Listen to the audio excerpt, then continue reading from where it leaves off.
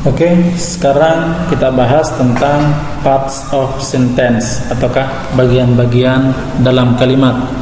Bagian-bagian dalam kalimat itu sebagaimana kita telah pelajari di pembahasan sebelumnya, bahwa kalimat itu terdiri dari minimal berpola subjek plus verb, dan verb biasanya diikuti oleh objek dan biasanya diikuti juga oleh kata keterangan. Maka kita bahas bagian-bagian kalimat ini dalam slide selanjutnya.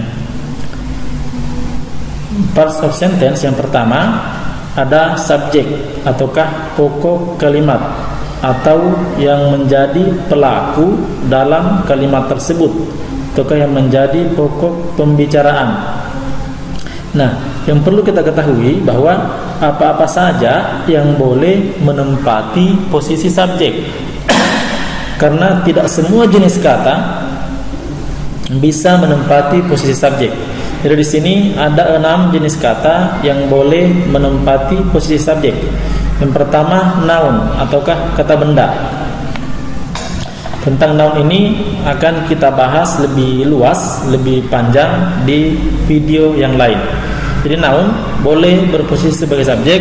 Contoh yang kami hadirkan di sini, Taufik kills his dog. Taufik merupakan kata benda. Dia adalah nama dari seseorang, sedangkan nama itu adalah bagian dari kata benda. Maka kata benda bisa menjadi subjek dalam kalimat. Taufik adalah subjek dalam kalimat ini. Kemudian yang kedua, pronoun ataukah kata ganti noun. Kata ganti noun ini banyak, ada he, she, it, ada you, they, we, termasuk someone. Someone ini adalah juga pronoun yang berfungsi dalam kalimat ini, berfungsi sebagai subjek dalam kalimat. Look adalah kata kerjanya, someone adalah subjeknya ataukah pelaku dalam kalimat ini. Yang melakukan pekerjaan dalam kalimat ini adalah someone. Itu adalah pronoun. Kemudian yang ketiga yang boleh menjadi subjek adalah noun phrase ataukah frase kata benda. Frase sebagaimana kita bahas dalam video yang lain, bahwa frase ialah rangkaian kata yang memiliki makna. Dan salah satu frase yang telah kita bahas, di video yang lain adalah noun phrase. My students adalah contoh dari rangkaian kata yang berupa noun phrase. My adalah modifiernya, sedangkan student adalah headnya ataukah kata yang dijelaskan. Jadi frase itu ada yang menjelaskan, ada yang dijelaskan. My adalah menjelaskan, student adalah kata yang dijelaskan. Maka rangkaian kata kedua kata ini merupakan noun phrase, dan dalam kalimat ini berfungsi sebagai subjek. Kemudian yang keempat adalah gerund. Gerund adalah verb yang ditambahkan ing ataukah kata kerja yang dibendakan. Cara membendakannya ialah dengan menambahkan ing pada kata kerja tersebut. Contohnya swimming. Swimming adalah kata dasarnya swim, kemudian ditambahkan ing menjadi swimming, dan ini adalah gerund. Gerund di sini berfungsi sebagai subjek dari kalimat tersebut. Swimming makes our body healthy. Makes adalah kata kerjanya, swimming adalah subjeknya. Kemudian yang kelima adalah to infinitive. Sama dengan gerund, to infinitive adalah kata kerja yang kemudian dibentuk untuk menjadi kata benda ataukah kata kerja yang dibendakan dengan cara to ditambahkan kata kerja. Kalau tadi gerund dibentuk dengan cara verb 1 ditambahkan ing, kalau ini to mendahului verb 1 ataukah to diikuti verb 1. To say adalah subjek dari kalimat ini. To say is easy. Kemudian to do is difficult. To do juga adalah subjek dari kalimat to do is difficult. Jadi to infinitive bisa menjadi subjek dalam sebuah kalimat. Kemudian selanjutnya yang terakhir adalah noun clause. Klausa kata benda. Contohnya di sini, what he said makes me cry. Apa yang dia katakan membuat atau menyebabkan saya menangis. What he said adalah klausa kata benda, menempati posisi subjek. Soal pembahasan klausa pun kita telah bahas di video yang lain untuk mendapatkan pembahasan yang lebih sempurna. What he said adalah noun clause yang berfungsi atau berposisi sebagai subjek dalam kalimat ini.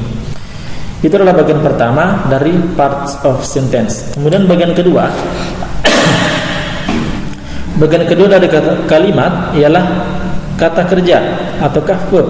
Contohnya, my lecturer is washing his car. Is washing adalah kata kerja dari kalimat ini. Jadi setelah subjek tadi, my lecturer ini adalah subjek yang berupa noun phrase. Kemudian diikuti oleh kata kerja untuk membentuk sebuah kalimat. Kemudian contoh yang lain, my mother will send me a message. Kemudian will send di sini adalah kata kerja dalam kalimat ini. Jadi hal kedua yang muncul atau parts of sentence yang kedua adalah verb atau kata kerja, sementara yang pertama tadi adalah subjek. Kemudian yang ketiga adalah objek. Jadi setelah subjek, verb, kemudian objek. Jadi perlu saya sampaikan bahwa ada beberapa kata kerja yang tidak membutuhkan objek, namun juga ada beberapa kata kerja yang membutuhkan objek. Dalam artian, ketika kata kerja tersebut muncul, harus diikuti oleh objeknya.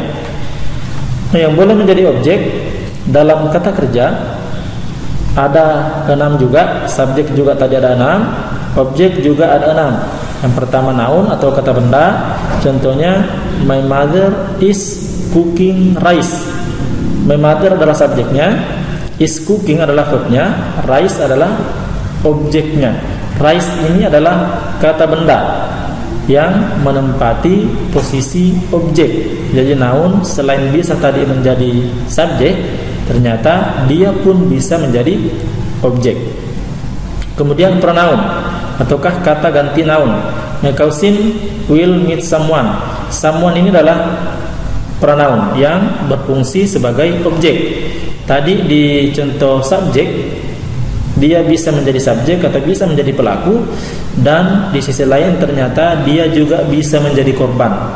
Dia bisa bertempat di awal dan ternyata dia pun bisa bertempat di akhir setelah verb.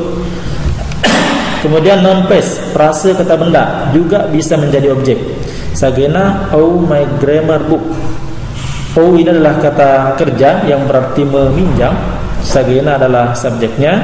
Kemudian my grammar book adalah noun phrase di mana my adalah modifier, grammar adalah modifier, book ataukah gabungan my grammar adalah modifier ke book. Book adalah head dari frase kata benda tersebut. Jadi my grammar book adalah noun phrase yang berposisi sebagai objek. Kemudian gerund. Gerund adalah kata kerja yang dibendakan. He avoided answering my question. He adalah subjek, avoided adalah kata kerja, answering my question adalah gerund. Answering adalah kata kerja yang dibendakan. Jadi karena kata kerja yang dibendakan, meskipun dia sudah berubah menjadi kata benda, tapi karena masih memiliki karakter verb, maka dia masih berhak memiliki objek. Verb itu kan boleh memiliki objek, maka answering karena dia masih berkarakter verb, maka dia masih berhak memiliki objek. Objeknya dalam hal ini adalah my question. Answering adalah gerund, sementara my question adalah objek dari answering. Jadi yang keempat yang bisa menempati posisi objek adalah gerund. Kemudian yang kelima adalah to infinitive. She wants to dance. Dia ingin berdansa. Jadi wants adalah verbnya, kemudian to dance adalah object of verb. Kemudian yang terakhir adalah noun clause. Tadi di subjek, di pembahasan subjek, noun clause juga bisa menjadi subjek, dan ternyata dia pun bisa menjadi objek. I know that coffee grows in Toraja. I know, I adalah subjek, know adalah verbnya, that coffee grows in Toraja adalah objek dari know. Saya mengetahui bahwa kopi dapat tumbuh di Toraja. Jadi dia ataukah that coffee grows in Toraja merupakan objek dari kata kerja. Jadi ini keenam jenis kata yang bisa menempati posisi objek. Yang pertama noun, pronoun, noun phrase, gerund to infinitive, dan yang terakhir noun clause. Sebagaimana tadi yang bisa menempati posisi subjek juga ada 6, juga adalah noun, pronoun, noun phrase, gerund to infinitive, dan noun clause. Itu bagian yang ketiga. Kemudian bagian yang selanjutnya atau bagian yang terakhir dalam kalimat adalah adverb atau kata keterangan. Kata keterangan ini dibagi ke dalam dua bagian, ada real adverb dan ada prepositional phrase. Jadi real adverb ini adalah dia memang betul-betul adverb. Dia bukan bentukan dari rangkaian kata. Dia bukan bentukan dari beberapa kata untuk melahirkan atau membentuk sebuah kata keterangan. Dia memang betul-betul adverb, baik secara kamus maupun secara fungsi, ya. Nah, contohnya di sini, my brother studies hard. Hard ini adalah adverb. Adverb dengan keras. Saudara saya belajar dengan keras. Hard ini adalah adverb di kamus. Ketika kita membuka kamus, maka hard ini berkelas kata adverb, dan secara fungsi dia pun adalah kata keterangan. Kemudian yang kedua, contoh yang kedua, yesterday I met someone special. Yesterday ini adalah adverb, kata keterangan waktu. I met someone special. Dia merupakan kata keterangan waktu. Dia dikategorikan sebagai real adverb. Kemudian yang kedua adalah prepositional phrase. Prepositional phrase bisa berfungsi sebagai kata keterangan. I read the book in my room. Kenapa dikatakan sebagai prepositional phrase? Prepositional phrase ini sebenarnya dibahas di pembahasan yang lain, di video yang lain, namun tidak jadi masalah jika saya singgung sedikit di sini. In my room ini terdiri dari 3 rangkaian kata. In secara kamus dia adalah preposisi ataukah kata depan. Kata depan membutuhkan objek of preposisi ataukah objek dari kata depan, dan yang menjadi objek dari kata depan di sini adalah my room. Untuk membentuk prepositional phrase, maka rumusnya ataukah polanya adalah preposisi yang diikuti oleh objek of preposisi. Dan in my room, frase in my room ini, rangkaian kata in my room ini memenuhi syarat untuk dikatakan sebagai prepositional phrase karena terdiri dari preposisi kemudian diikuti oleh objeknya, yakni my room.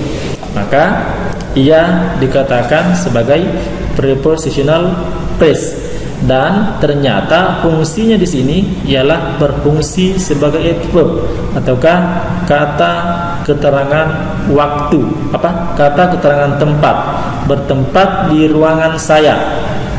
I read the book in my room. Saya membaca buku di ruangan saya. Jadi kalimat ini sudah sempurna, sudah lengkap.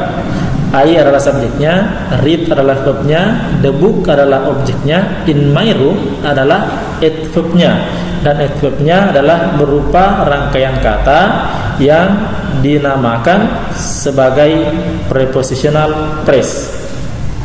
Kemudian contoh yang kedua, my students are buying some books in the bookstore. My students adalah subjek, are buying adalah verb, some books adalah objek, in the bookstore adalah adverb yang terbentuk dari prepositional phrase. Tadi persyaratan prepositional phrase ialah preposisi yang diikuti oleh object of preposisi. In adalah preposisi, the bookstore adalah object of preposisi. Maka frase ini memenuhi syarat untuk dikatakan sebagai prepositional phrase yang berfungsi sebagai kata keterangan. Demikianlah pembahasan tentang parts of sentence yang terdiri dari 4 bagian. Yang pertama tadi subjek, kemudian ada verb, objek, dan yang terakhir adalah adverb atau kata keterangan.